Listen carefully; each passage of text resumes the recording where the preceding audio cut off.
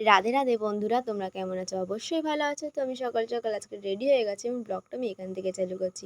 তো আমরা সবাই মিলে বেরিয়ে গেলাম। এটা হলো মসলান্দপুর থেকে 5 মিনিটের পথ, একটা ইস্কন যাত্রা মন্দির। তো সেখানে আজকে আমরা চলে এলাম। এটা সুধামা সগাপ্রভুর নামে করা হয়েছিল।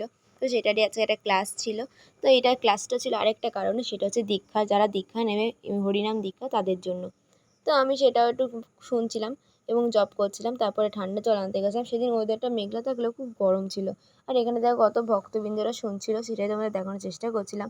আর এখানে তো লাইন দিয়ে পরপর শুনছিল। উনি খুব সুন্দর গীতাপাঠও করে। তো আমিও শুনছিলাম অনেকক্ষণ। তারপর প্রভু আমার কাছে একটু জল ছিল, প্রভুকে জল দিয়ে দিলাম। তারপরে খুব গরম লাগছিলো, সবাই মিলে মন্দিরে এসে বসে পড়লাম, কারণ মন্দিরটা না খুব ঠান্ডা ছিল। তারপরে আবার গীতাপাঠ সত্যি চলে গেলাম। তো এখানে মন্দিরে চলে এলাম সন্ধ্যাবেলা, এখন সন্ধ্যা আরতি হবে। এখানে দেখো সবাই কত সুন্দর গান করছে, আর মন্দিরটা না খুব সুন্দর ছিল।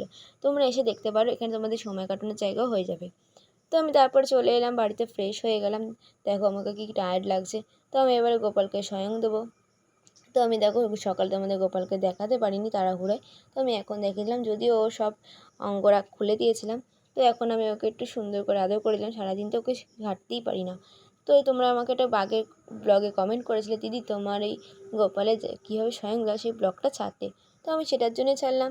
তো দেখো গোপালকে সুন্দর করে আদর করে শুয়ে দিয়েছি, আর তার পাশে একটা একটা করে বালিশ দিয়ে দিয়েছি। কারণ সবারই তো হাত পা ব্যথা হয়, তো আমাদের ভগবানেরও তো ব্যথা হয়, তাই জন্য। তো ওয়েদারটা ঠান্ডা হলে, আজকে ধীরে ধীরে বৃষ্টিও হচ্ছিলো, তাই জন্য কাপড় দিয়ে দিলাম। তো স্বয়ং দেওয়া হয়ে গেল। এবার আমি ভগবত গীতা এবং জপমালা করবো, প্রত্যেক দিনের কাজ আমার এটা। তো আজকে ভিডিওটা এই পর্যন্ত। তোমাদের কেমন হলো অবশ্যই কমেন্টে বলবে।